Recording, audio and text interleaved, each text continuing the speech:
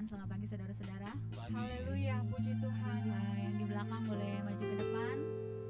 Jadi nanti yang terlambat bisa duduk di bagian belakang. Haleluya. Haleluya. Puji nama Tuhan, kita bersyukur untuk pagi hari yang indah ini kita ada di rumah Tuhan. Kita akan memulai ibadah kita. Kita mau tinggikan nama Tuhan kita yang besar.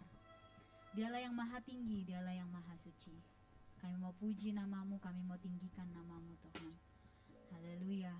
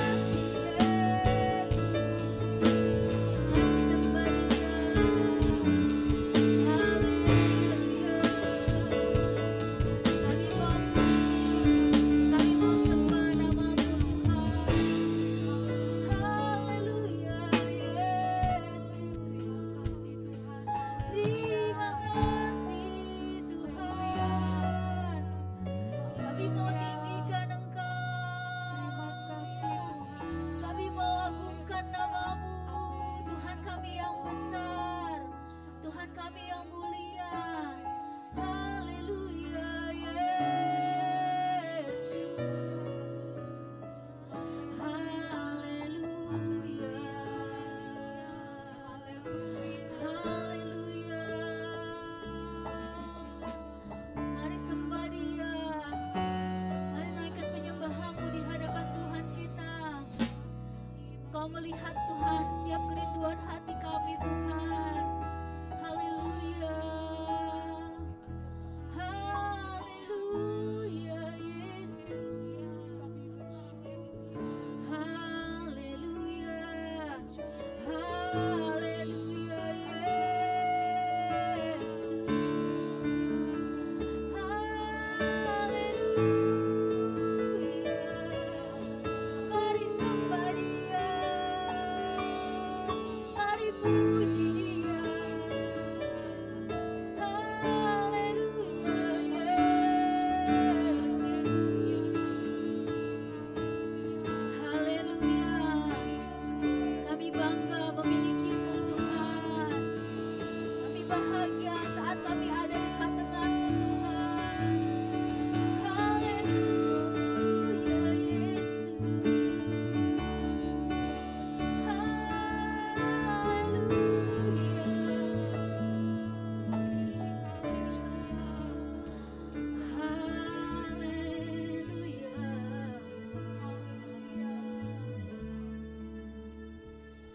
kami bangga memiliki Allah seperti-Mu. Kami bahagia menjadi milik-Mu. Kami tinggikan, kami agungkan, kami muliakan nama-Mu Yesus.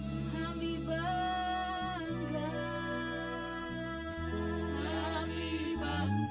memiliki Allah seperti-Mu. Kami bahagia menjadi milik-Mu. Kami memuji, kami menyembah kepada-Mu Yesus. Saya undang kita bangkit berdiri. Mari katakan, kami bangga. Allah seperti-Mu. Haleluya. Kami bahagia menjadi milik-Mu. Kami tinggikan, kami agungkan, kami muliakan nama-Mu Yesus. Kami bangga haleluya Allah seperti-Mu. Kami bahagia menjadi milik-Mu. Kami memuji, kami menyembah kepada-Mu Yesus. Hadirat-Mu kami bangga. Haleluya Allah seperti-Mu. Kami bahagia menjadi milik-Mu. Kami mau tinggikan Engkau, kami tinggikan, kami agungkan, kami muliakan nama-Mu Yesus. Kami bangga memiliki Allah seperti-Mu. Kami bahagia menjadi milik-Mu. Kami memuji, kami menyembah kepada-Mu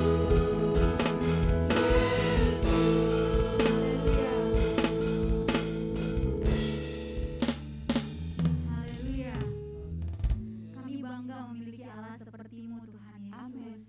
Tuhan yang baik, Tuhan yang besar, Tuhan Tuhan yang mencintai setiap anak-anaknya Tuhan Yesus. Tuhan Yesus, Tuhan melihat setiap kerinduan hati kami Tuhan. Saat kami datang ke rumah Tuhan, kami ada kerinduan Bapa untuk memuji nama-Mu Tuhan Yesus.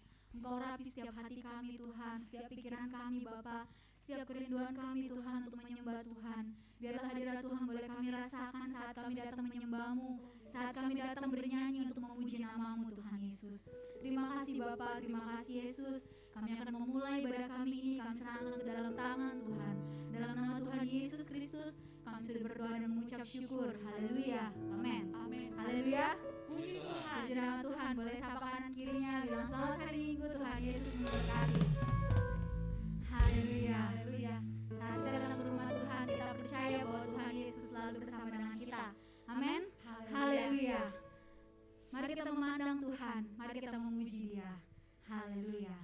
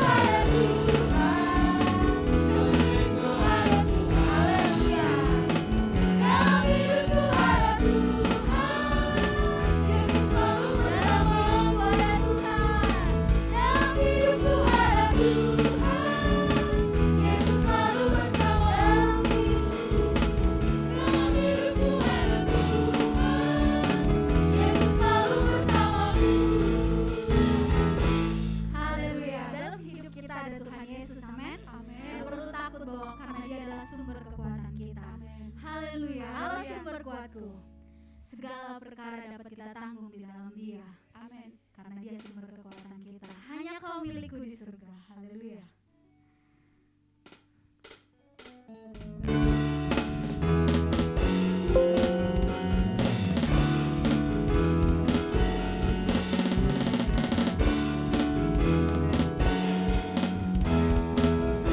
Hanya Kau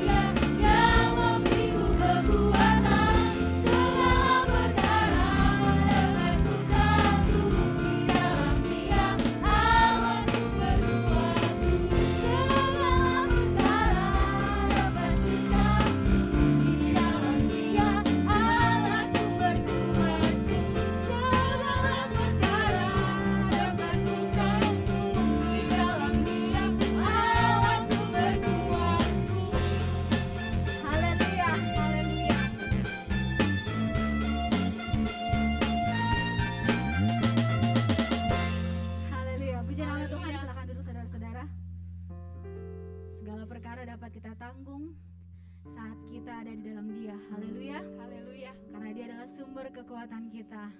Amin. Haleluya. Kekuatan Kita akan mendengarkan firman Tuhan, kita siapkan hati kita. Haleluya. Haleluya. Haleluya. Terima kasih Tuhan. Engkau penolong yang selalu setia dalam hidup kami Tuhan. Saat kami setia, saat kami percaya kepadamu Tuhan, Engkau akan selalu menolong kami Tuhan Yesus. Penolong yang selalu setia, memenuhi keperluanku.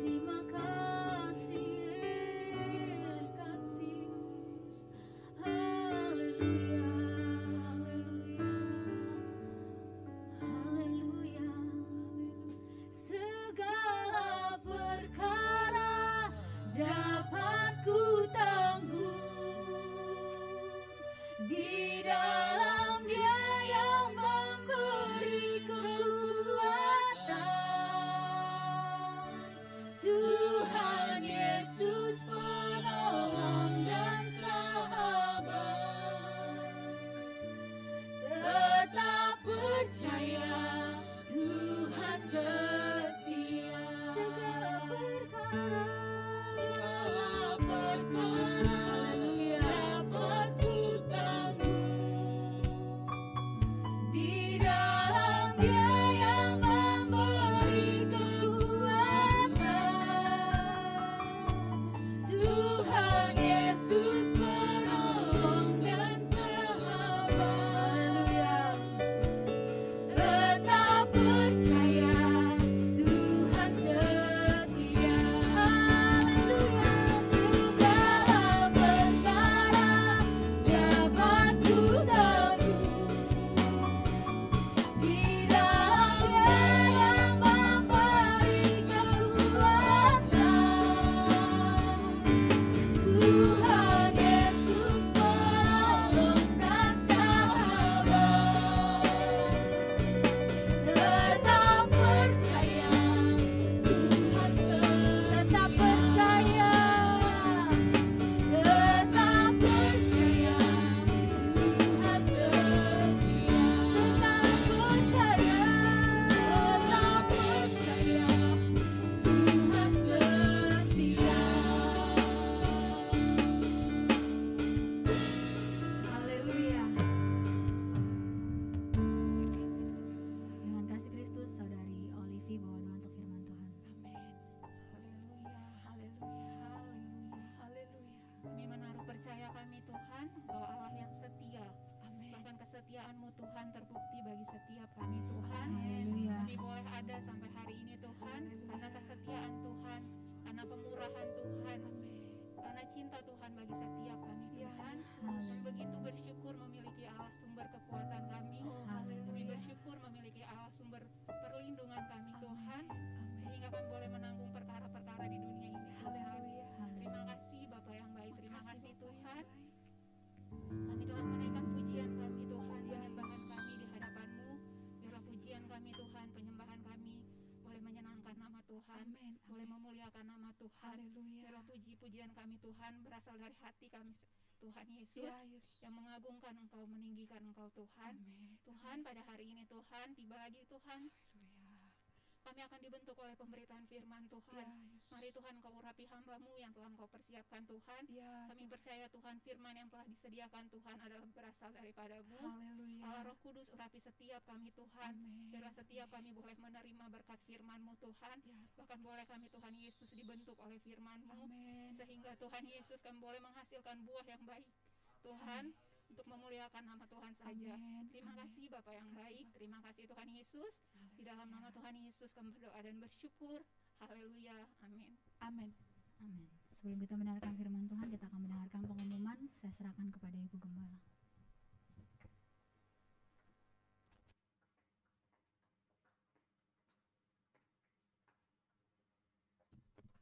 Haleluya. Selamat hari Minggu bagi kita semuanya. Tuhan Yesus memberkati kita. Sebagai pengumuman, hari Jumat ada doa dan pelajaran Alkitab di gereja jam 7 malam. Hari Sabtu ada ibadah pemuda jam 6 sore. Kemudian hari Minggu kita kebaktian seperti siang hari ini. Kebaktian pertama jam 8 pagi, kebaktian kedua jam 10 pagi. Itu saja pengumumannya. Jadi bagi pemuda-pemudi, hari Sabtu berkumpullah di gereja dalam ibadah wadah. Saya lihat ada jiwa yang baru hadir pertama kali di ibadah kita ini. Kami mengucapkan selamat datang. Tuhan Yesus memberkati kita semua. Haleluya. Saya serahkan kepada Bapak Gembala.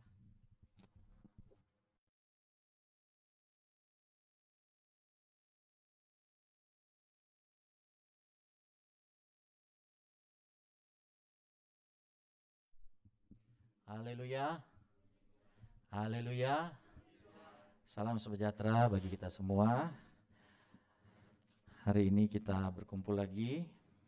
Mari kita lihat Alkitab kita, Kisah Para Rasul. Pasalnya yang kedua, saya masih bicara tentang keadaan jemaat sehingga bisa menjadi acuan bagi kita yang adalah jemaat Tuhan, ya. Kisah pasal 2 ayat yang ke-43. Kalau kita sudah dapatkan ayat ini, kita akan baca bersama-sama. Kita bangkit berdiri, Kisah pasal 2 ayat 43. Kisah pasal 2 ayat 43.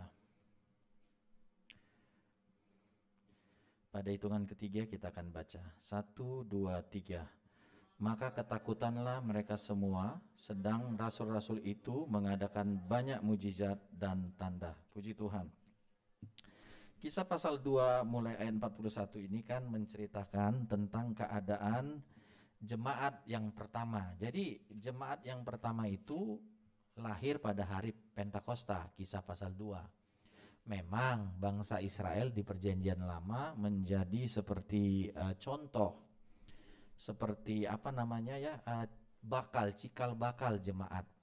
Tapi jemaat yang benar-benar disebut jemaat ya, yang pertama itu adalah di Kisah pasal yang kedua. Sehingga kita melihat apa yang dipunya oleh jemaat atau bagaimana keadaan jemaat. Kita sudah mulai dengan bahwa sebagai jemaat kan kita jemaat ya, orang-orang percaya. Kita mulai dengan tekun di dalam pengajaran firman. Jadi jemaat itu harus tekun. Jadi kita tidak boleh sometime ya gitu. Jadi sesekali-sekali nggak bisa. Jadi begitu juga ya di dalam beribadah, di dalam berdoa, di dalam melakukan firman harus continue. Sampai kapan selesainya? Ya sampai kita selesai di dunia. Atau sampai Yesus datang. Jadi kan dua itu yang kita tunggu, kita selesai di dunia atau dunia ini yang diselesaikan oleh Tuhan ya. Kita berdoa ya, khususnya pemuda-pemudi ya. Kalian bisa mempunyai peluang yang lebih besar bahwa kalian tidak akan meninggal sebelum Yesus datang. Jadi ya kalian bisa melihat apa yang akan terjadi sebelum kedatangan Tuhan itu. Bagaimana kesucian mencapai kesempurnaan, bagaimana juga kejahatan mencapai kesempurnaan. Bagaimana kalian ya, kita ya, melihat bagaimana pembelaan Tuhan itu dalam keadaan yang sukar itu, ya. Lalu yang kedua, jemaat adalah orang-orang yang menjaga koinonia, fellowship, persekutuan. Jadi kebersamaan ya, itu harus dijaga. Memang ya tidak mudah menjaga kebersamaan. Ya, bersama-sama beribadah, bersama-sama ya setia ya. Itu kita harus jaga. Itulah jemaat. Jadi satu dengan yang lain harus bisa saling menerima kekurangan dan kelebihan. Ada kalanya saudara kita ya mungkin menyakiti kita. Tapi berikanlah pengampunan ya, berikanlah kita bisa memaklumi. Kadang-kadang ya ada hal yang agak keliru ya. Kadang-kadang gini ya, kita mengharapkan kesempurnaan sorga itu terjadi di bumi. Kita mengharapkan ya bertemu dengan orang-orang sempurna di bumi, padahal kita tahu bahwa dunia ini ya sedang menuju kesempurnaan. Tapi kan belum sempurna. Artinya kalau saudara-saudara kita masih ada ya, kalau hamba Tuhan ada kekeliruan, kalau mungkin pelayan Tuhan ada kekeliruan, kalau kita anggota jemaat ada kekeliruan, berikanlah pengampunan. Berikanlah bisa memaklumi. Kita bukan maksudnya menerima dosa, menerima maksudnya ketidaksempurnaan, bukan. Tapi memaklumi bahwa ketidaksempurnaan itu masih ada, sekaligus kita mendorong dan mendoakan supaya terjadi perubahan sehingga kita menuju kepada kesempurnaan. Contoh ya, kita mendapati seorang saudara yang melakukan kesalahan. Ya kan manusiawi. Tapi kita memaafkannya, menerima dia, tapi juga mendorong dan menasihati dia untuk meninggalkan kesalahan itu. Di Alkitab diajarkan begini, kalau ada jemaat yang bersalah, ya anggota jemaat kan, jemaat itu kan jamak. Jadi kita kalau dari bahasa nggak boleh bilang jemaat-jemaat, ya karena jemaat itu kan kumpulan.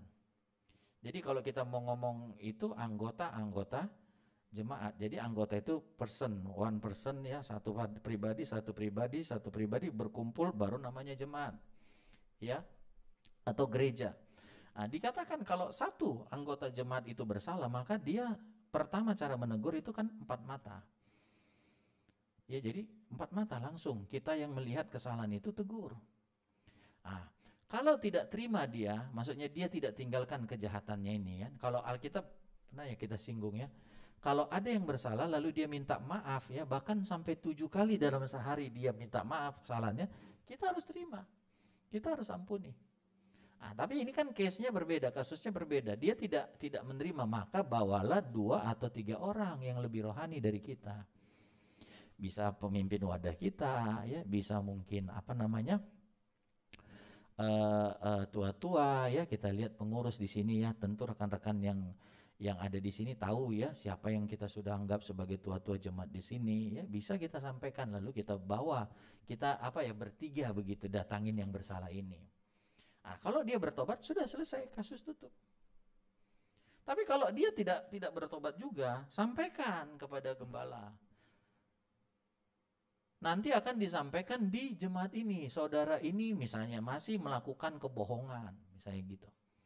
Dan kita sebagai jemaat menegur dia sebagai satu kesatuan. Berapa puluh kita misalnya, ya berapa puluh itu menegur. Kalau dia sudah menerima, dia bisa menerima itu, maka kita sudah dapat dia kembali, harus diampuni, harus diterima. Tapi kalau dia masih nggak mau bertobat, maka ada langkah terakhir, dibilang, ya, andanglah dia sebagai orang yang tidak mengenal Tuhan. Mau bilang apa lagi? Karena kalau orang mengenal Tuhan, pasti bertobat. Makanya kadang-kadang Bapak Ibu sekalian kan, kalau Yesus datang ini kan dikatakan Matius 7, ya, banyak orang yang menyangka dia masuk surga, ternyata dia masuk neraka. Karena kan sekali lagi saya ingatkan, ya, saya ngiangkan lagi di telinga kita, kalau kita mengenal Tuhan, pasti kita bertobat. Saya nggak bilang bahwa kita nggak pernah lagi melakukan dosa, enggak. Tapi kita tahu itu apa, ya? Bukan tempat kita gitu. Dosa itu bukan habits kita. Cinta uang itu bukan bagian kita. Ya, kita butuh uang, tapi bukan hati kita taruh di uang. Kita taruh di sorga kan, kita taruh pada Tuhan. Jadi kalau ada anak Tuhan, tapi dia lebih cinta uangnya daripada Tuhan, dia nggak kenal Tuhan sebenarnya. Saya based on-nya berdasarkan itu, menegur itu. Kalau ada orang, ya, yang mencintai dirinya, pacarnya lebih Tuhan, sebenarnya dia nggak kenal Tuhan. Karena kalau kita mengenal Tuhan, maka kita akan tempatkan Tuhan lebih dari segalanya. Jadi coba periksa diri kita. Siapa tahu, ya, jangan-jangan kita nggak kenal Tuhan. Karena kalau kita mengenal Tuhan, maka pengenalan akan Tuhan itu akan membuat kita semakin mau berbakti pada Tuhan itu. Akan membuat kita semakin meninggalkan kejahatan kita. Tapi bagi orang yang nggak mau tinggalkan, kan tadi saya sudah kronologi bagaimana menegur. Jadi jangan, ya, orang salah kita bikin di Facebook, kita yang nggak bertobat itu nggak boleh. Orang salah itu harus tegur 4 mata kan. Jadi nggak boleh Bapak Ibu sekalian sebelum tegur 4 mata udah sampaikan ke kami pun nggak boleh. Ya tegur. Tapi yang menegur ini misalnya gini, ya kan? Yang menegur ini harus, ya, lebih suci. Amin. Ya, penjahat pun nggak terima, ya, kalau sesama dia saling negur. Lalu bro, ya kan? Kamu hidup benar, ya, kamu aja hidupmu lebih nggak benar. Ya kan? Jadi makanya itu, ya, mari kita berlomba-lomba di dalam kebenaran.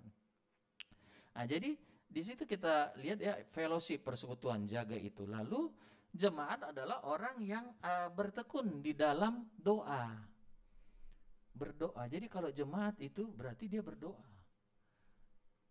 Sehingga, ya, taruhkan itu di hati kita. Saya jemaat, kan? Jadi jemaat mula-mula ini menjadi contoh, menjadi ukuran bagi kita. Bahwa bagaimana jemaat itu, yaitu berdoa. Lalu sekarang, ya, yang ketiga, ya, tadi yang keempat, jemaat itu adalah orang yang didatangi rasa takut akan Tuhan. Haleluya. Kita punya rasa takut Tuhan. Haleluya. Takut berdosa. Kita karena takut akan Tuhan, kita kejar itu namanya ibadah. Kita kejar namanya kesalehan. Ya, tapi diantara manusia, ya, dunia ini kan kita dapati juga orang yang nggak takut Tuhan, yang dosa itu dipamerkan. Ya, udah kan kalau kita lihat sekarang dosa udah terang-terangan. Orang sudah berani menyatakan dirinya, ya, sebagai, ya, orang berdosa dan mengatakan itu haknya dia. Dia memang sudah terlahir seperti itu. Itulah ketertarikan dia katanya. Ya kan, udah makin makin maksudnya nggak ada takut Tuhannya. Kadang-kadang gini kan Bapak Ibu sekalian, ya, kalau kita tahu kita salah, lalu kemudian kita pun nggak bisa ini kayak gini. Nah itu dia, itu kan masih ada kebenaran pada dia, ya, walaupun harus diaplikasikannya dengan pertobatan. Tadi saya bilang ya, kalau orang berdosa, ya kalau kita nggak menyesal dosa itu, nggak mungkin kita bertobat. Dari mana kita bisa bertobat? Karena kita nyesal. Artinya gini, kita menganggap memang itu nggak pantas, nggak boleh begitu. Misalnya ya, kalau misalnya ya orang berdosa, ya orang berzina, misalnya contohnya, ya kan? Kalau dia nggak menganggap itu nggak pantas, nggak patut, dia akan teruskan itu. Tapi kalau dia iya ya, masa aku belum menikah, saya sudah ngumpul. Kan itu akan kayak apa ya, menusuk-nusuk hatinya. Oh begitu, bagaimana supaya saya menjadi berkenan pada Tuhan? Oh aku menikahlah. Tapi kalau orang nggak ini kan kita lihat ada berapa banyak orang kan nggak punya rasa takut Tuhan. Ya dia biarkan terus berjalan seperti itu. Tapi kalau kita ada rasa takut Tuhan, itu jemaat. Jemaat itu takut Tuhan. Ya kalau kita bersalah, kita akan cepat tinggalkan kesalahan itu. Sekarang kita yang kelima, rekan-rekan, yang kita baca tadi, ya, rasul-rasul itu mengadakan banyak mujizat dan tanda. Ada apa hal-hal yang ajaib. Gereja, ya, jemaat adalah orang-orang yang menikmati melihat perkara-perkara yang ajaib, tanda-tanda. Tanda kehadiran Tuhan, ya.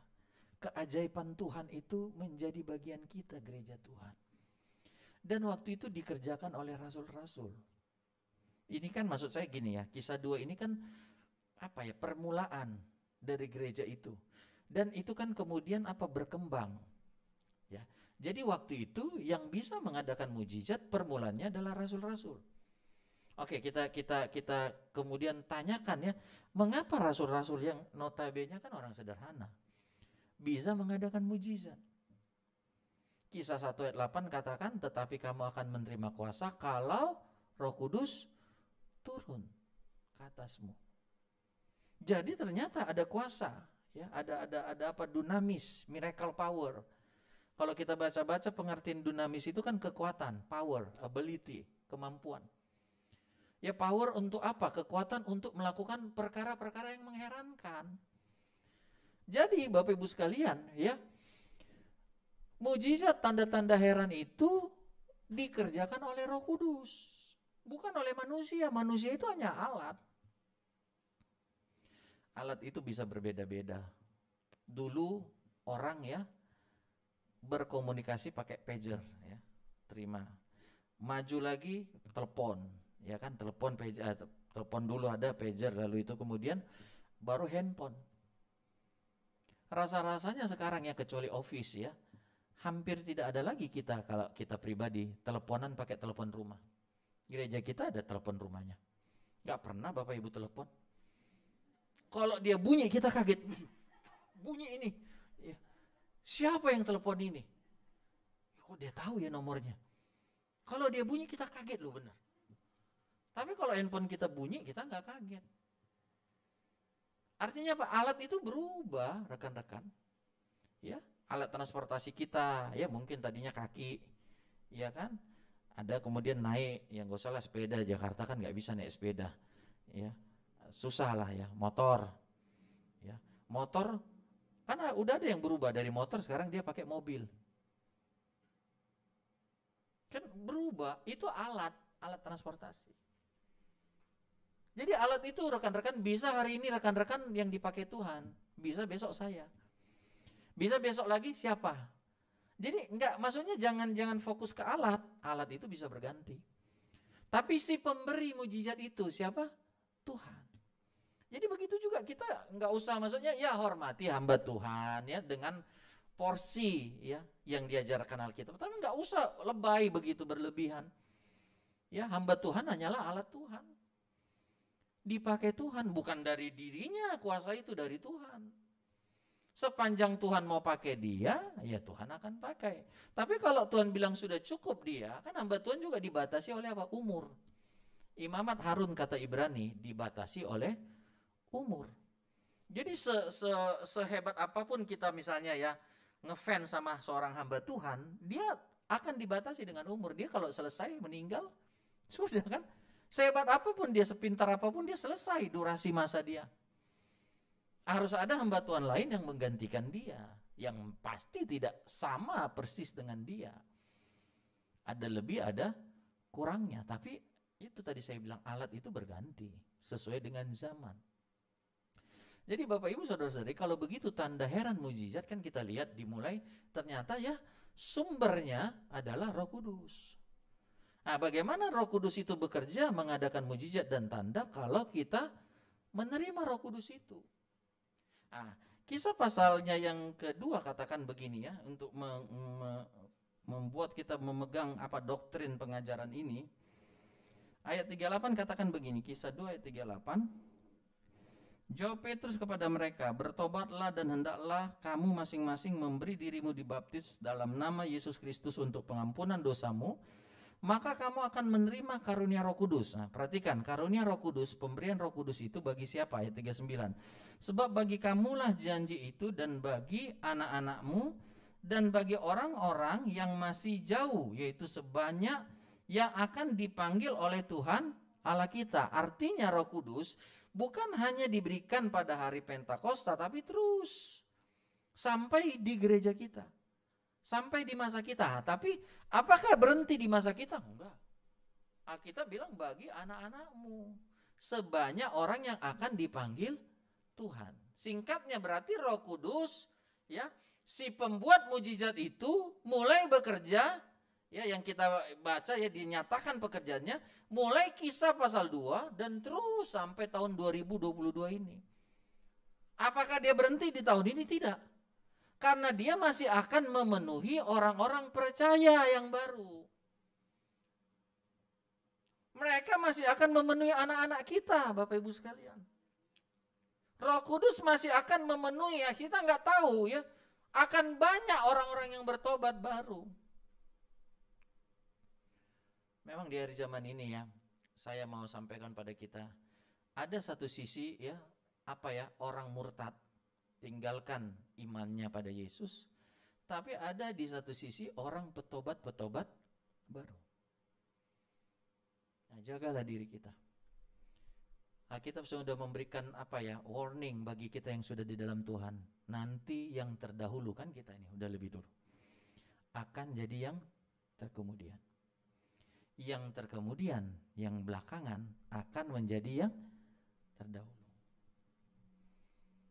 Makanya saya bilang ya, jaga iman kita, jaga kerohanian kita, jangan cuma jaga dompet kita. Ya. Ada orang Bapak Ibu sekalian ya, saking iritnya di staples duit. Ya, ini untuk minggu ini minggu ini, ini minggu ini, ini minggu ini, di staples.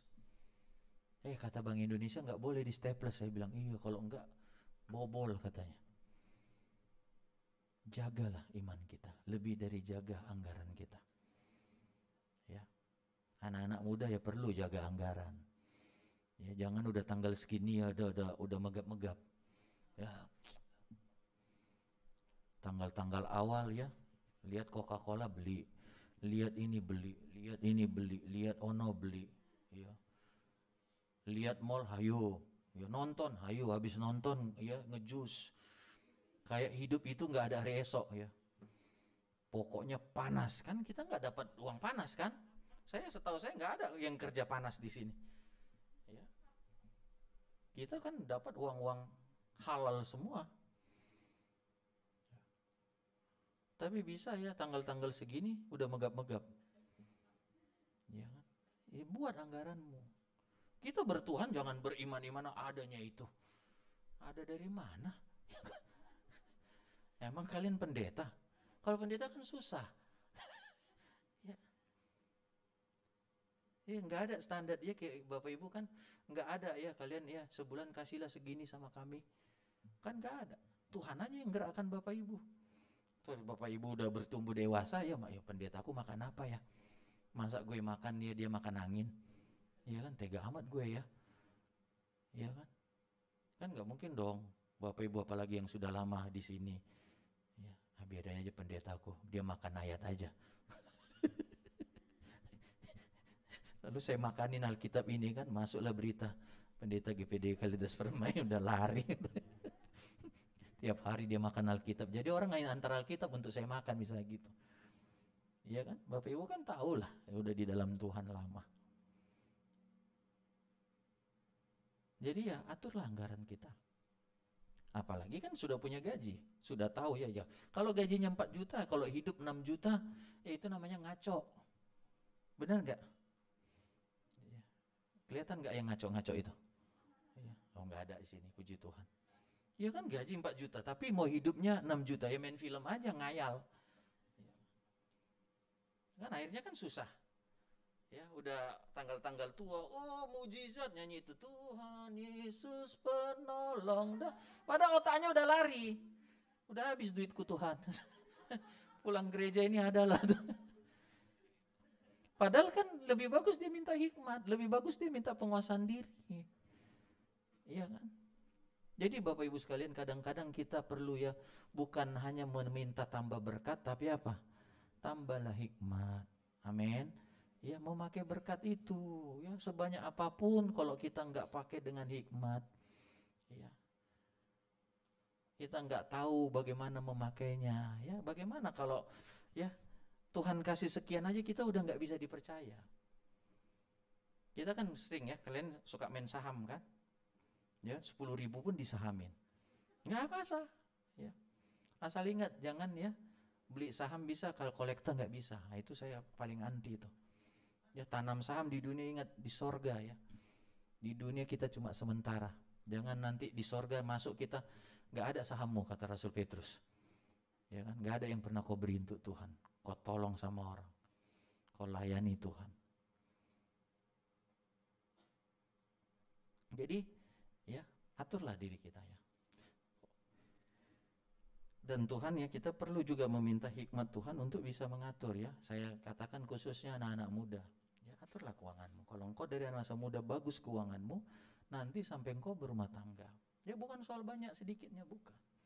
Nomor satu apa? Kemampuan kita mengatur keuangan. Kalau Tuhan lihat kita setia, ya kan? Masa Tuhan nggak tambah-tambahkan? Ya, tapi kalau misalnya kau baru dapat ya sekian, itu aja kita nggak setia. Ya, kita nggak memberi milik Tuhan.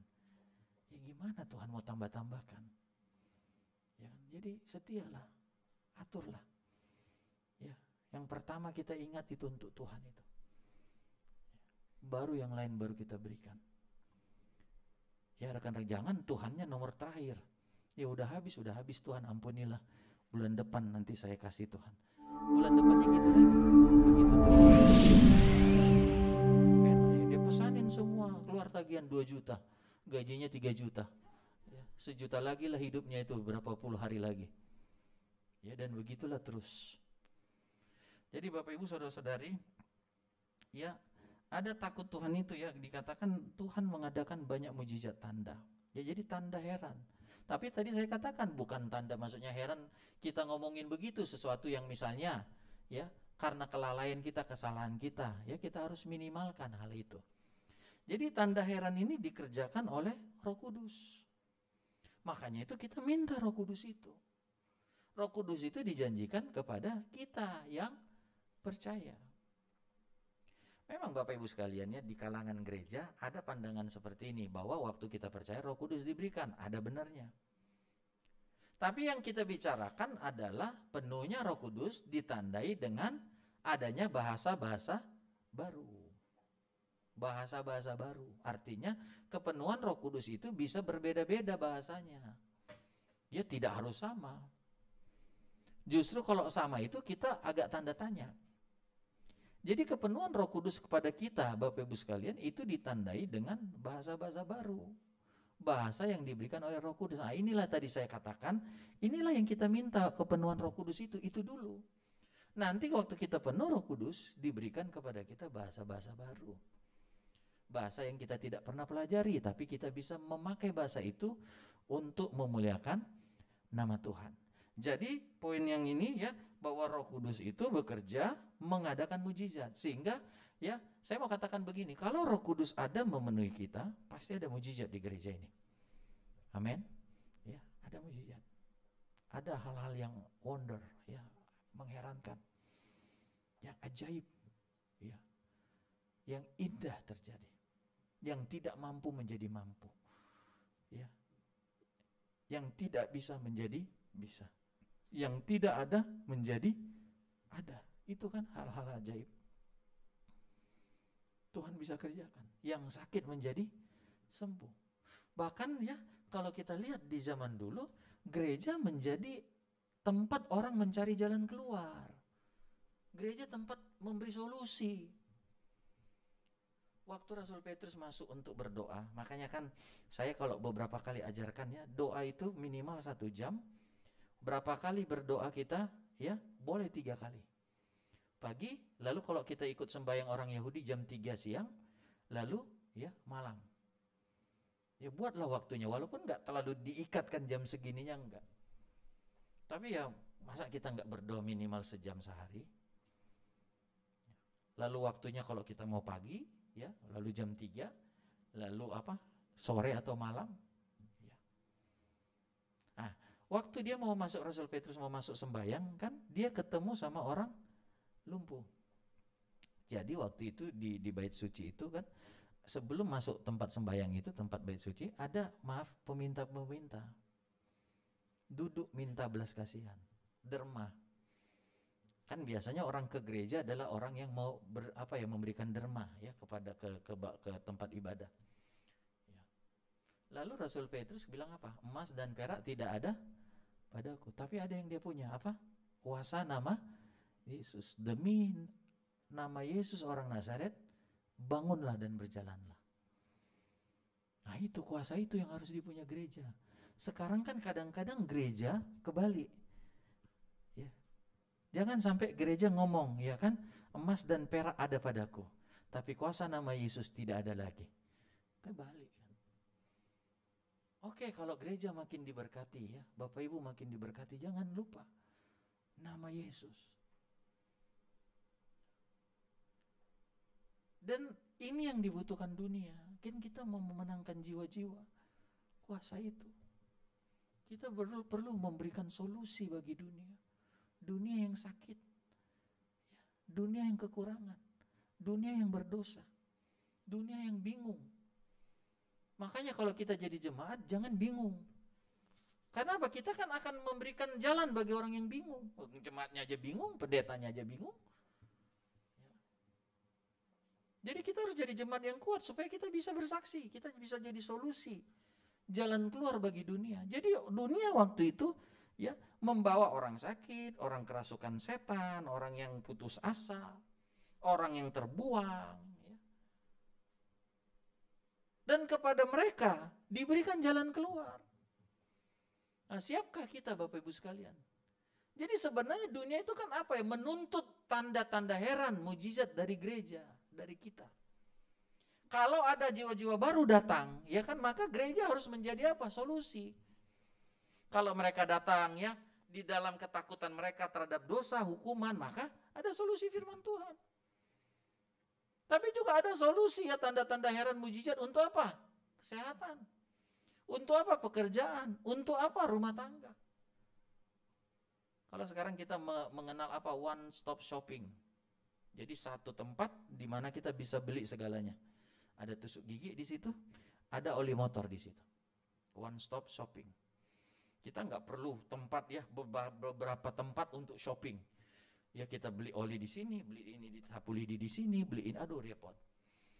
Ada tempat gitu. Ya gereja seperti itu. Ini tempat di mana orang putus asa, orang yang apa takut akan penghukuman dosa datang. Karena apa? Gereja ya, terjadi tanda-tanda heran, mujizat. Yang sakit sembuh, yang putus asa diberikan pengharapan. Orang berdosa bertobat. Orang yang punya masalah dilepaskan dari masalahnya. Orang yang dirasuki setan, diusir setan dari dalam dirinya. Nah, biar itu kita lihat lagi Bapak Ibu sekalian, itu janji Tuhan. Tadi saya katakan jangan kita berpikir bahwa itu hanya di zaman gereja mula-mula. Sampai gereja di tempat kita ini, dengan syarat kondisi apa? Kalau Roh Kudus ada pada kita. Kadang-kadang begini ya, manusia ini kan mencari pembenarannya. Kadang-kadang gini ya, karena Roh Kudusnya sudah tidak ada, ya, maka orang kemudian apa? Memberikan alasan, oh itu mujizat, tanda-tanda heran, kesembuhan, ya, jalan keluar, didapat di dalam gereja, ya, di dalam Tuhan Roh Kudus. Itu di zaman dulu, zaman sekarang udah tidak lagi. Karena apa? ia mencari pembenaran. Karena Roh Kudusnya sudah tidak ada. Bukan berarti Roh Kudus tidak memenuhi, tapi apa ya? Diri jemaatnya yang nggak bisa menerima. Jadi biar kita, kalau kita misalnya ya belum menerima keadaan seperti yang dituliskan firman Tuhan, bukan kita cari pembenaran diri, tapi apa? Mari kita koreksi diri. Apanya yang kurang? Sehingga Roh Kudus itu ya sepertinya ya jarang mengadakan mujizat di tengah-tengah kita. Kan harusnya mujizat, tanda-tanda heran itu terjadi.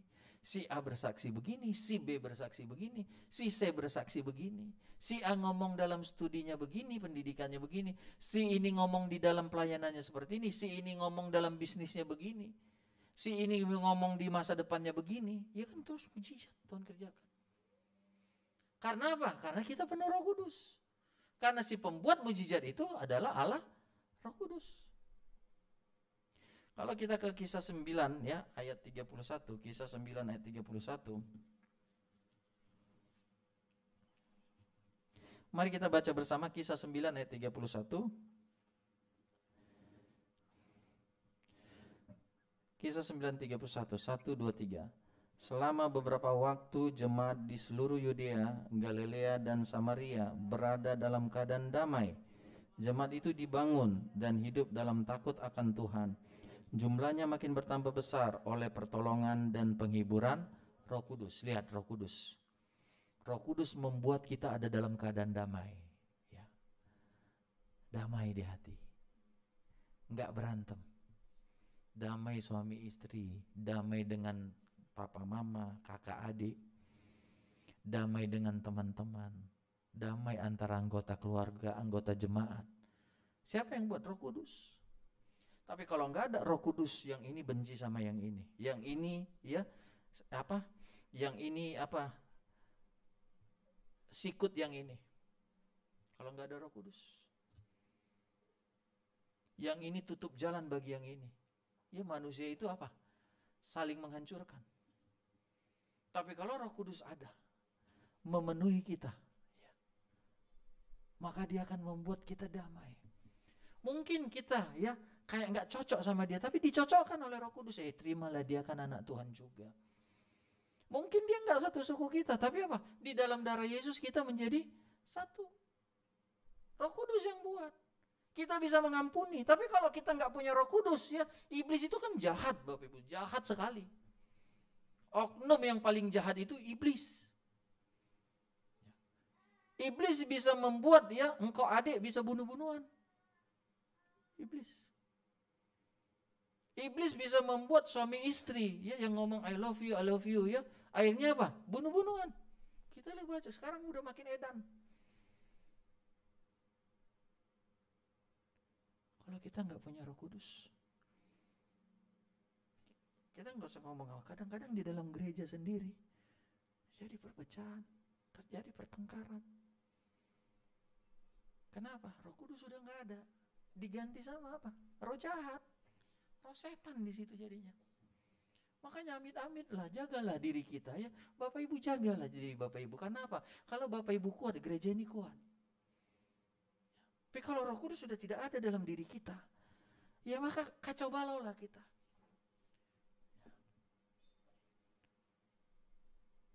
Keadaan damai, dibangun katanya. Dibangun itu kayak bangun rumah, kan kata bangun itu kan konstruksi. Dari tidak ada menjadi ada, dari yang lantai paling bawah sampai yang paling akhir. Jadi dibangun, baik kita itu dibangun. Makin lama hidup kita makin baik, makin benar. Kalau kita bertuhan ya, kalau kita bergereja, maka ya kita akan semakin kita ada di gereja, hidup kita semakin benar. Hidup kita semakin baik. Kita nggak bilang bahwa orang gereja itu orang malaikat semua, enggak. Tapi di dalam gereja adalah orang yang mau bertobat. Kalau orang yang nggak mau bertobat, maka dia nggak akan tahan dalam gereja. Karena gereja yang benar pasti memberitakan pertobatan. Amin, Bapak Ibu sekalian. Ya, karena apa? Kita kan orang-orang yang mau hidup di dalam terang Tuhan. Jadi bukan gereja tidak menerima orang berdosa, sangat terima, sangat welcome. Tapi di dalam gereja tidak boleh dong dia hidup tetap dalam dosa, nggak bisa. Ketika kita masuk menjadi orang percaya, menjadi anak Tuhan, menjadi anggota gereja, Bapak Ibu Saudara-saudari, maka kita lihat ada perubahan, dibangun kita. Sehingga satu saat kita akan menjadi sempurna. Haleluya. Karena apa? Kita dibangun, terus dibangun. Roh Kudus bekerja menyadarkan kita semua. Lewat firman. Ya lewat dia di hati kita, dia berbicara. Jadi itulah pekerjaan Roh Kudus. Jadi intinya adalah, ya saya tadi berkata bahwa Roh Kudus itulah yang membuat seseorang dimulai dari rasul-rasul. Lalu kemudian ya, kalau kita lihat ya di Kisah Rasul ini kan apa pelayanan itu kan kemudian bertambah. Tadinya kan dari 12 rasul. Ya, lalu kemudian ada pelayan-pelayan baru yang diangkat karena ada kebutuhan. Kisah pasal 7 ya, kebutuhan. Kisah pasal 6 ya. Kebutuhan untuk melayani orang miskin. Itu tadi diakonia dalam gereja. Jadi diangkat 7 orang. 7 orang ini yang penuh Roh Kudus. Karena mereka penuh Roh Kudus, maka pelayanan mereka tidak hanya sebatas melayani orang yang kekurangan. Pelayanan itu akan berkembang, Bapak Ibu sekalian. Pelayanan itu akan bertambah-tambah. Tapi dimulai dari satu. Makanya kalau kita dipercayakan, gak mungkin langsung kita dipercaya 10. Mana ada orang yang barulah, percayakan aja 10. Satu dulu yang kita percayakan gitu kan. Gak ada kita kerja langsung direktur utama. Baru lulus, aku diterima loh di perusahaan itu. Apa posisinya bro? Direktur utama. Misalnya besok si Roy kesaksian, puji Tuhan saudara, saya diterima kerja. Jadi apa kok Roy? Direktur utama. Di perusahaan apa Roy? Alang-alang bocor. Oh iyalah pantas lah bocor. Ya, si Roy direkturnya. Tapi kalau perusahaannya namanya Trimegah Jaya, ya kan? Ya, maju terus jaya, ya. Berkat jaya maju, ya kan? Pokoknya 3 kata lah biasanya kan. Si Roy nggak akan diterima direktur utama. Ya, IT support udah kebagusan Roy kata. Tapi kalau dia setia, dia akan naik, dipercaya, oh bisa di IT support. Dimaju lagi, naik lagi, naik lagi. Ya, siapa tahu 20 tahun lagi ya, pelangkatnya ada nama Roy ya. Roy direktur utama. Ya, bukan apa? Bocor jaya tadi, bukan. Ya. Kan begitu. Jadi Bapak Ibu Saudara-saudari, pelayanan yang kita terima ya, mungkin ya hanya bersih-bersih gereja awalnya. Tapi kalau kau penuh Roh Kudus, kau akan terus. Tapi kalau kita nggak penuh Roh Kudus, nggak setia pelayanan itu, yang ada malah diambil. Dia omongin, udah lah nggak usah lah kau bersih-bersih gereja lagi, nggak jelas kau. Ya. Kadang datang, kadang kagak. Kadang datang, kadang kan diambil jadinya. Susah kalau kamu yang urus. Ya bukan bersih, malah jadi kotor. Jadi kita jangan ngeremehkan hal kecil. Tuhan itu kadang-kadang itu tadi saya bilang ya, soal keuangan. Kan nggak langsung percayakan, langsung dia penghasilannya ratusan juta. Kaget kali bisa ya. Tuhan percaya dulu saya kasih segini ya. Bisa nggak ini orang dipercaya dengan itu? Jadi Bapak Ibu Saudara-saudari ya, kalau ada Roh Kudus di tengah kita kan, Roh Kudus itulah yang akan mengadakan tanda-tanda mujizat. Kita ini hanya alat. Bisa Tuhan pakai kami, Bapak Ibu Gembala. Bisa Tuhan pakai pengurus wadah, tua-tua sidang. Bisa Tuhan pakai apa? Pemain musik. Ya, pemain musik sungguh-sungguh penuh Roh Kudus ya. Ada yang sakit dia datang ya, misalnya Ferry Samuel, digerakkan Tuhan ya. Dia tumpang tangan lagi. Ya kan sama Wira. Baru Wira sembuh. Ya, terima kasihlah Sam. Jadi aku ngelihat yang gak kulihat selama ini. Ya. Tapi kalau nggak kuasa Roh Kudus ya, udah tumpang tangan, kurang ya, sampai ditonjok lagi nggak sembuh-sembuh. Kenapa kan? Nggak ada kuasa. Jadi kita minta Roh Kudus di gereja kita ini. Haleluya. Dan Roh Kudus itu kan dijanjikan bagi kita. Bukalah hati kita. Amin. Ya, taatilah Roh Kudus itu. Roh Kudus itu Allah, Roh Kudus itu. Lalu kalau kita lihat, ya saya akhiri dengan ini. Bagaimana mujizat itu bisa terjadi pada gereja yang mula-mula? Kita kembali Kisah pasal 2. Nah, ini yang mereka lakukan. Ayat yang ke-42. Mereka bertekun dalam pengajaran rasul-rasul. Nah, jadi itu dulu dimulai kan, ini kemudian kan berlanjut. Mujizat, tanda-tanda heran, kebaikan-kebaikan Tuhan yang ajaib itu terjadi kepada jemaat mula-mula karena satu, ada ketaatan mereka terhadap firman. Ya. Alkitab katakan kalau engkau baik-baik mendengar dan melakukan firman, maka segala berkat ini akan datang. Kadang-kadang saya pernah khotbah ya tentang hoki, beruntung.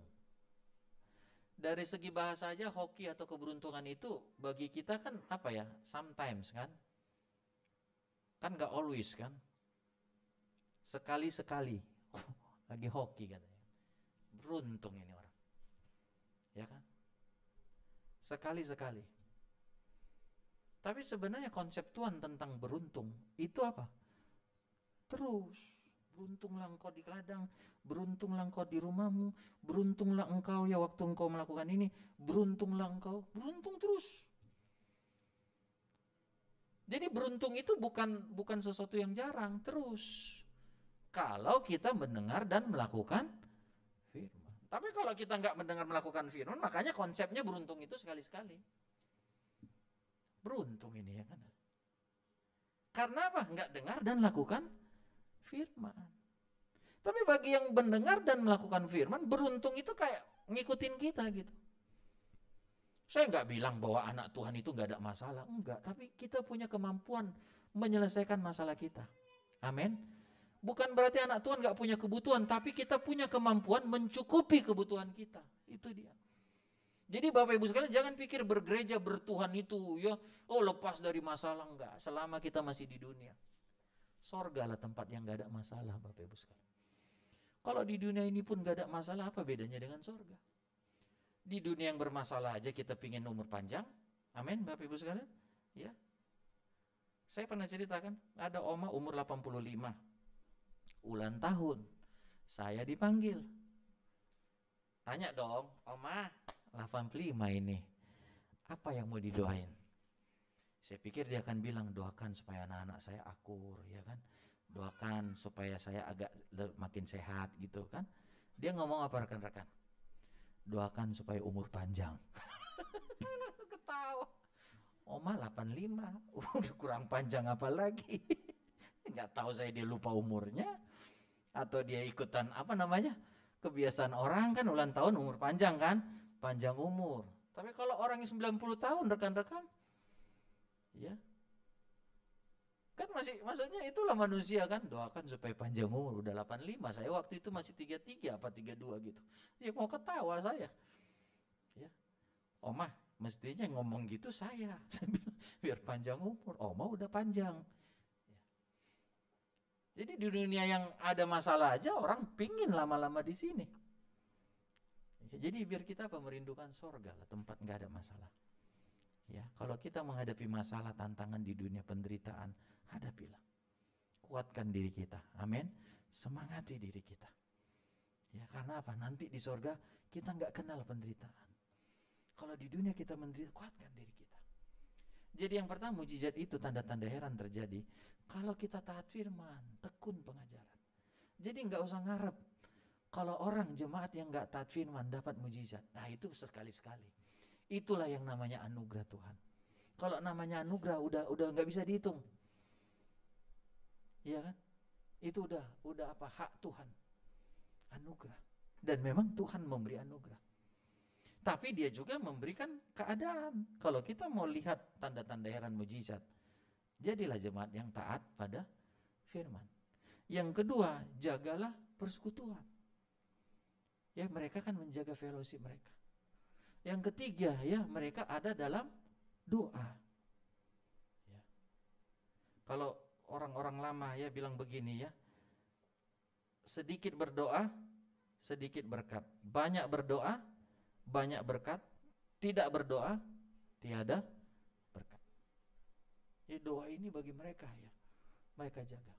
Yang keempat ya rekan-rekannya, yang minggu lalu kita pelajari, takut akan Tuhan.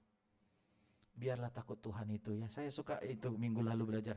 Maka ya, kalau bahasa Indonesia kita kan ketakutanlah mereka semua. Bahasa Inggris katakan fear come, ya kan? Takut itu datang. Biarlah di gereja kita ini datang ya, mulai dari saya. Datang takut akan Tuhan itu. Ya, kita nggak berani nyuri, kita nggak berani korupsi, kita nggak berani ya hal-hal dosa. Kenapa? Ada takut Tuhan. Nggak ada yang lihat, tapi kita takut. Kita takut kalau kita nggak bertumbuh dalam Tuhan. Kita takut kalau nggak ibadah. Takut Tuhan itu datang. Biar kita minta, doakan. Biarlah kita semua yang beribadah ini datang takut Tuhan itu. Sehingga apa? Ya, kita semakin mengabdikan diri kita kepada Tuhan. Saya akhiri dengan Matius ya, kalau kita bisa memenuhi hal ini, maka saya percaya mujizat akan terus terjadi di gereja kita ini bagi kita semua. Matius pasal 5 ayat yang ke-8.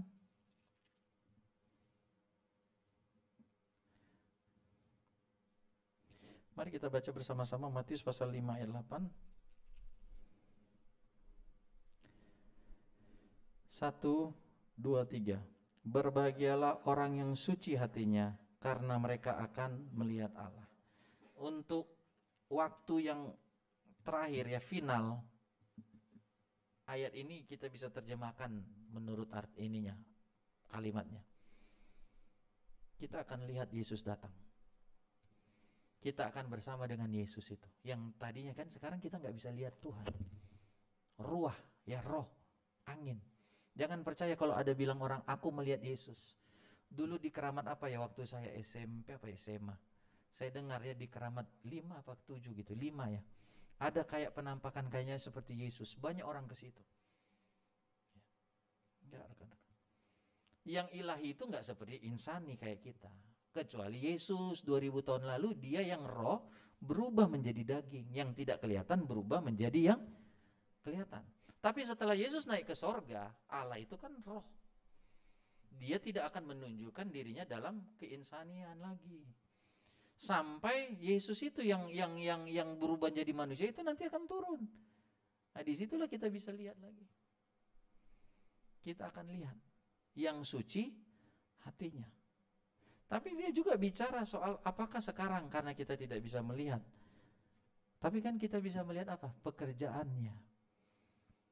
Tuhan Yesus ya berkata kepada Nikodemus ya, kau nggak bisa tahu ya angin, nggak bisa lihat, tapi kau bisa tahu pekerjaan angin. Kita bisa lihat pekerjaan Tuhan, amin. Di karirmu, engkau lihat pembelaan Tuhan, engkau lihat dukungan Tuhan. Pekerjaanmu kan ketika engkau hands up ya Tuhan, nggak ngerti aku. Tuhan kasih kau hikmat. Ketika ya sepertinya apa yang kau buat Tuhan berkati gitu. Sehingga orang pun lihat Tuhan bersama denganmu ya. Dari mana orang tahu Daud disertai Tuhan? Karena orang lihat kemanapun dia perang, siapapun musuhnya yang lebih kuat dari dia kalah sama Daud. Kadang-kadang ada orang yang sengaja kan kasih musuh kuat sama Daud supaya mati Daud. Ternyata mereka musuhnya yang mati. Saya nggak tahu rekan-rekan, mungkin di pekerjaanmu ada orang yang mungkin ya nggak suka samamu, supaya kau keluar, supaya kau nggak kepilih, ya supaya kontrakmu nggak dipanjangin, supaya kau nggak dipromosikan. Tapi kalau Tuhan bersamamu, dia pun udah nggak berani ganggu kamu. Amin, nggak berani. Ini orang yang disertai Tuhan. Ya, apa yang dia nggak bisa? Jadi apa? Ketakutan pada Tuhan itu ada padamu. Ya, sucilah hati kita. Kalau ada hal yang jahat, yang kurang, ya mari kita perbaiki. Tadi saya bilang, gereja bukan berarti orang kita udah malaikat semua, enggak. Tapi kita semua bertekad untuk semakin memperbaiki diri. Jangan kita berpuas, maksudnya gereja Tuhan ampuni, tapi nggak ada perubahan, nggak bisa. Tadi kan kita sudah di awal bilangnya, Kalau orang yang nggak mau bertobat, Alkitab bilang anggap dia nggak kenal Tuhan. Tapi kalau kita kenal Tuhan, kenal kemurahan Tuhan, kenal berkat-berkat Tuhan, maka di hati kita terdorong, Tuhan, aku mau perbaiki diri. Amin. Aku mau lebih baik lagi di dalam Tuhan. Tuhan berkati kita semua. Mari kita nyanyikan pujian tiada berubah kuasa namamu, tiada perkusudahan kasih setiamu. Haleluya, haleluya, puji Tuhan.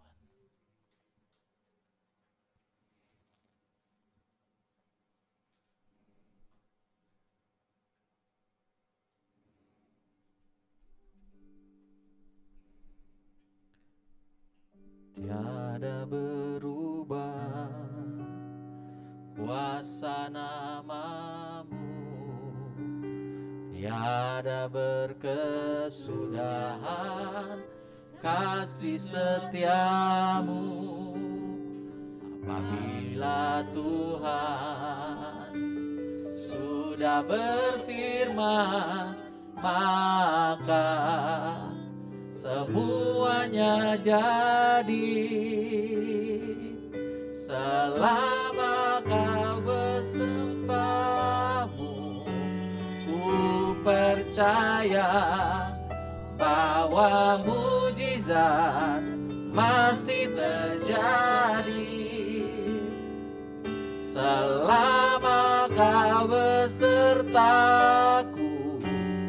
ku melihat ada mujizat setiap. Mari kita bangkit berdiri. Kita ulang lagi dari awal. Tiada berubah, tiada berubah kuasa namamu, tiada berkesudahan kasih setiamu. Apabila Tuhan sudah berfirman, maka semuanya jadi. Selama ku menyembahmu, ku percaya bahwa mujizat masih terjadi. Selama kau besertaku, ku melihat ada mujizat setiap hari. Bapak, Ibu, Saudara-saudari, tentu kita memerlukan mujizat. Kita membutuhkan hal-hal ajaib yang dari Tuhan. Dan Roh Kudus masih ada bagi kita. Dia bisa mengerjakan tanda-tanda heran, mujizat. Tapi mujizat dan tanda-tanda heran dikerjakan Tuhan bagi gereja, bagi kita yang dipenuhi Roh Kudus. Dikerjakan Tuhan bagi kita yang taat firman, bagi kita yang menjaga kesucian kita. Karena itu biar jaga dirimu. Mari kita taat firman, kita akan lihat mujizat. Daniel dimasukkan dalam gua singa, tapi karena ketaatannya pada firman, Tuhan tutup mulut singa-singa, dikatupkan, ditutup, sehingga singa-singa tidak bisa mengapa-ngapakan Daniel. Mujizat Tuhan terjadi bagi dia. Sadrak, Mesah, Abednego, mereka dimasukkan dalam perapian yang menyala-nyala, tapi tubuh mereka tidak terbakar, bahkan pakaian mereka pun tidak, karena ada ketaatan yang Tuhan lihat pada mereka. Hari ini rekan-rekan, Bapak, Ibu, Saudara-saudari, pemuda-pemudi, apa kebaikan, apa mujizat yang kau butuhkan? Tetapkanlah hatimu, mujizat masih ada. Selama kita menyembah Tuhan, selama kita disertai Tuhan, selama kita taat, selama kita suci hatinya, maka akan Tuhan buat mujizat. Tuhan akan lihat, buatkan tanda-tanda heran bagi kita semua. Hari ini siapa yang butuh mujizat Tuhan? Bagi pekerjaanmu, rumah tangga kita, usaha pekerjaan kita, mari kita berdoa. Angkat tanganmu. Saya akan berdoa bagi siapa yang mengangkat tangannya. Mohon mujizat Tuhan dengan janji bahwa kita mau hidup di dalam kesucian, di dalam ketaatan pada firman Tuhan. Selama aku menyembah-Mu, ku percaya bahwa mujizat masih terjadi. Selama Kau beserta, haleluya.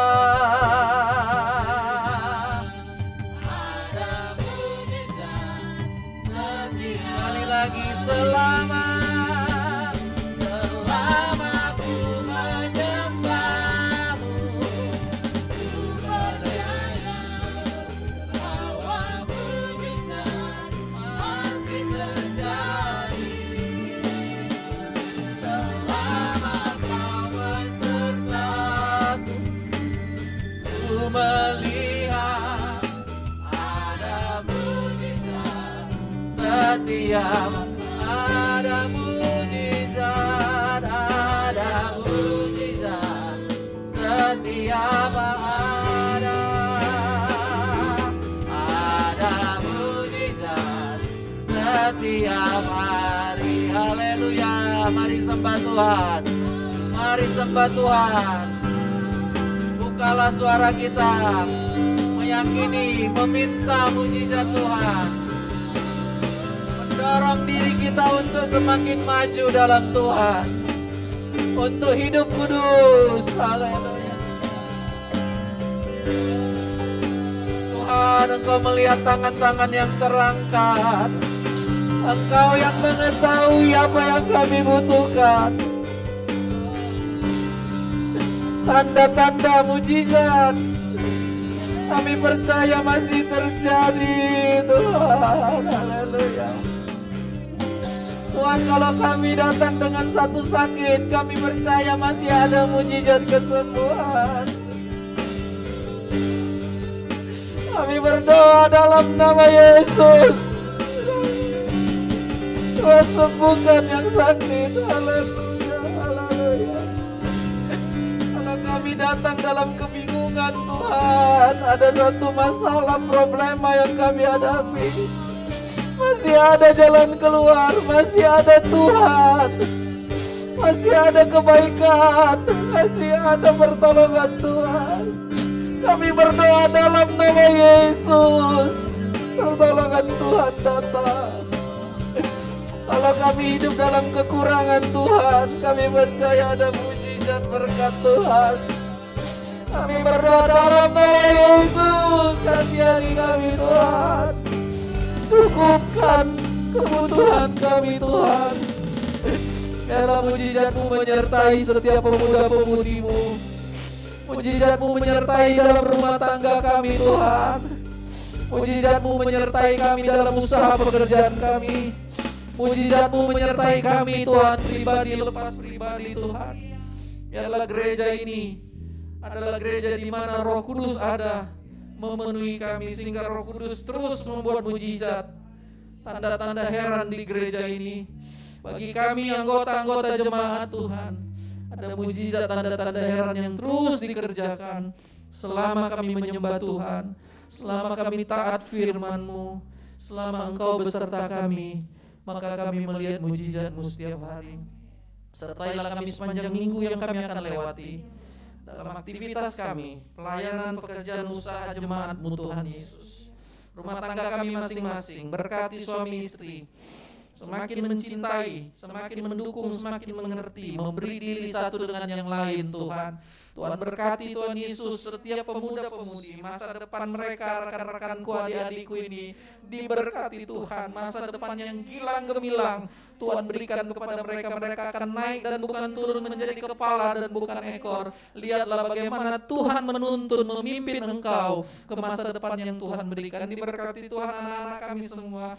Bertumbuhlah mereka menjadi orang-orang yang cinta Tuhan, orang-orang jenius yang diberkati Tuhan. Jauhkan sakit penyakit dari setiap anak-anak kami. Berkati mereka dengan segala berkat yang daripada Tuhan. Berkati perjalanan kami Tuhan. Berkati usaha pekerjaan umat-Mu Tuhan. Kami percaya apa yang menjadi tanggung jawab target kami sepanjang minggu ini kami bisa capai karena Tuhan yang akan menolong kami semua. Berkatilah semua kami yang sudah hadir. Berkati semua yang sudah melayani Tuhan. Engkau tahu jerih payah kami masing-masing. Kami terima upah kami dari Tuhan, bukan hanya di dunia, terlebih lagi di sorga. Pahala mahkota yang Tuhan berikan bagi setiap kami yang membuat melayani Tuhan bekerja bagi Tuhan. Berkati perjalanan pulang tibakan dengan selamat. Di tempat masing-masing membawa berkat sukacita yang daripada Tuhan. Pulanglah dan bawalah berkat-berkat Bapak Ibu Saudara-saudari.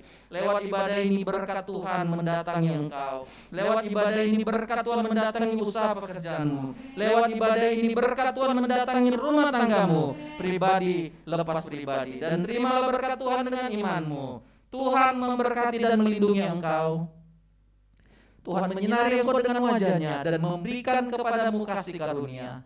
Tuhan menghadapkan wajahnya kepadamu dan memberikan engkau damai sejahtera. Dan terimalah berkat-berkat yang berasal daripada Allah Bapa, cita kasih daripada Allah Anak, persekutuan yang daripada Allah Roh Kudus, kiranya datang dan menyertai kita mulai sekarang bahkan sampai selama-lamanya. Berkat-berkat ini kita terima di dalam nama Tuhan Yesus Kristus. Dan semua kita yang percaya sama-sama kita berkata amin. Tuhan Yesus memberkati kita. Kita memberi dan setelah itu ibadah kita selesai.